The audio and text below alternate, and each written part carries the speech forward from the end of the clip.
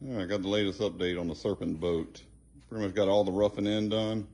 Obviously, still got a lot of sand in and body filling and stuff like that to get her all nice and ready for the first coat of primer. And then after that, we'll have a sanding primer to get it ready and polished to pop a mold off of it. So kind of starting at the front, large bow pad up front. Be able to mount your trolling motor in just a standard style off to the angle, or if you want to, right down the middle. Same thing we got right here is this will be a removable bow panel.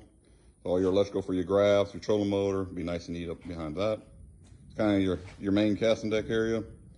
Essentially, you're gonna have an area large enough right here if you want a recessed foot pedal for your trolling motor. You better put one here. Obviously, we don't have the doors on here. We'll rough those in later once we get everything a little bit closer to the mold stage. But this right here is, you see these raised parts right here?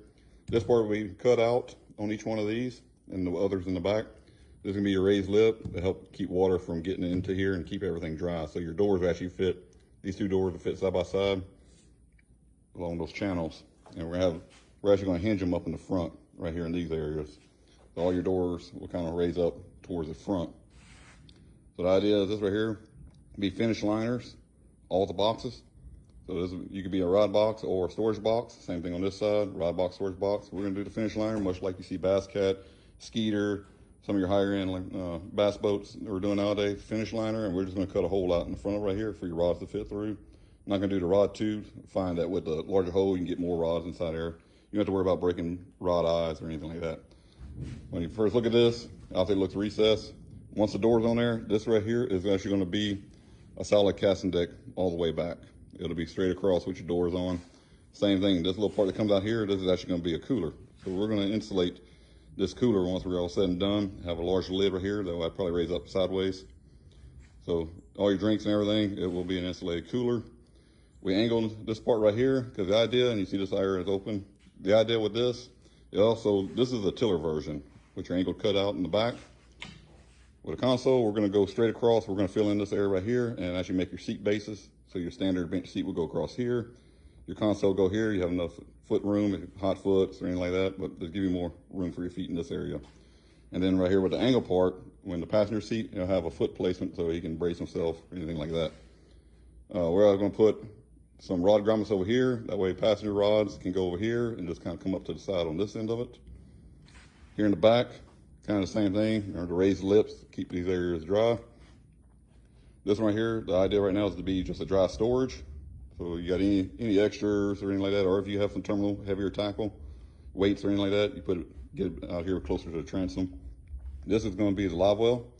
Thought about putting the live well on that side, mostly because of weight distribution, especially if you're in a tiller handle by yourself.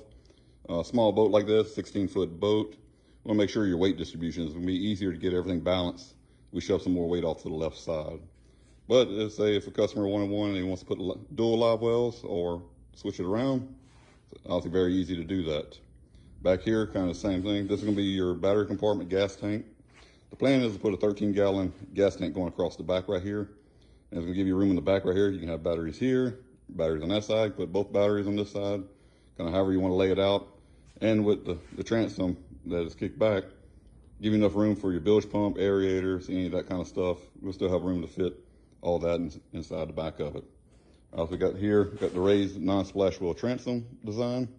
It would actually probably, once the boat's said and done, it's actually gonna be cut off here, but obviously we extend it a little bit longer for plugs and molds and those kind of things, give us room to pop it off. So anything you had in here with your doors on the back, they're gonna be raised to this level right here. So essentially this all will be one flat area with all your doors closed. Back in here, got a little feature here. We may have put your fuel lines or any electrical going out to your outboard. We better cut this little area out in here and just run it nice and clean straight on out to the back of it. So just kind of this side, like that. Still got a ways to go. Get your ice chest. It's hard to see, but this will be flat all the way across. Also got the recessed drain right here. Everything's going to funnel right here back to the middle of it and go out the bottom, and then it'll go straight out the back. The way we're going to build the stringers, this right here goes straight out the back, and now you have your stringer grid going through the entire boat. So that will be a fiberglass stringer we're planning on doing. And then after that, it's going to be foam filled. So you'll have down the middle of it, you'll have nearly 7 inches of foam in the bottom that will be encapsulating fiberglass. So you're not going to get waterlogged insulation or flotation, any of that kind of stuff. in the bottom of your boat. And of course, we got to put some more in the back, very back corners for upright level flotation for Coast Guard. But we'll get to those later on. So this is what it's starting to look like coming together. Thanks for watching.